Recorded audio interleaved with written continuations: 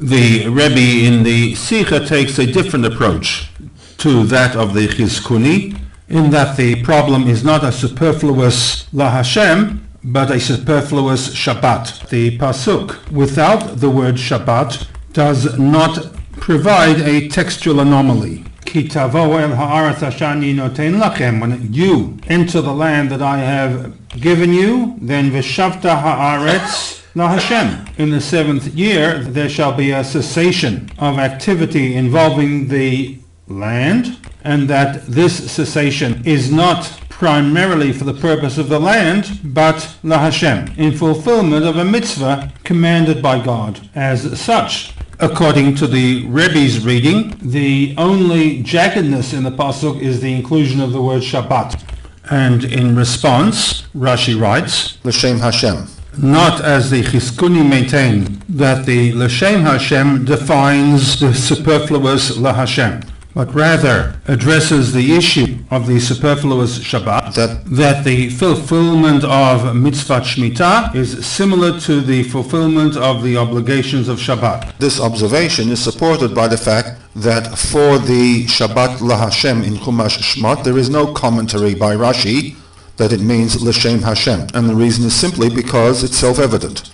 There is no need for an interpretation. 6 days you may work, however, v'yom hashvi'i, on the 7th day, Shabbat, there needs to be a cessation of work, la Hashem Elokecha. Whereas in Vayikra, the pasuk clearly states v'shavta ha'aretz, the repeat of the word Shabbat was unnecessary.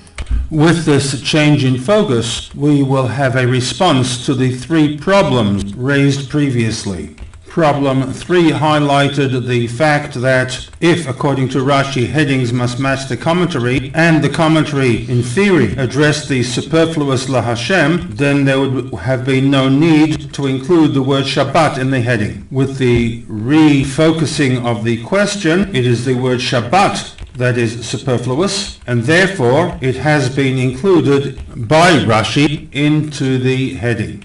Rashi's justification for the inclusion of the word Shabbat into the pasuk is to draw a link between mitzvat Shemitah and mitzvat Shabbat. That Shabbat la Hashem, l'shem Hashem. Mitzvat Shemitah must be observed primarily as a point of connection between man and God, irrespective of a secondary purpose to replenish the soil. Rashi then goes on to say, Kashem shene'emar b'Shabbat Bereshit. This is similar to the Shabbat la Hashem recorded in Shmot Mitzvat Shabbat, that although one might argue that the purpose of Shabbat is for the benefit of man in allowing him or her to refresh the body from the 6 days of work, its primary purpose is to create a connection between man and God. This change of focus permits us to also address problem number 2, that of superfluous information. We noted that on 2 previous occasions,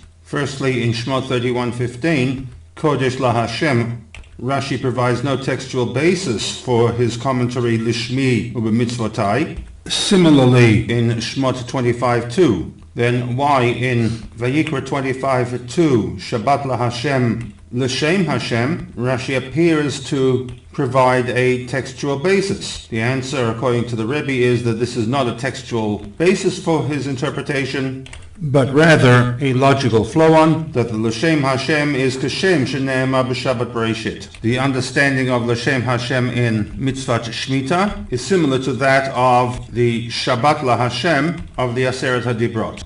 Similarly, the Rebbe's reading of Rashi eliminates problem number 1.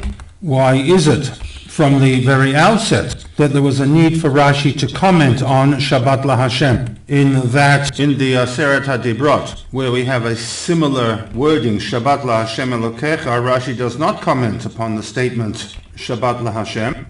Why then is it necessary to present any commentary to Vayikra 25:2? This problem is eliminated with the Rebbe's understanding of the commentary, that Rashi does not come to address the superfluous La Hashem, but rather the superfluous Shabbat, where the justification for the inclusion is to draw a similarity between Shemitah and Shabbat.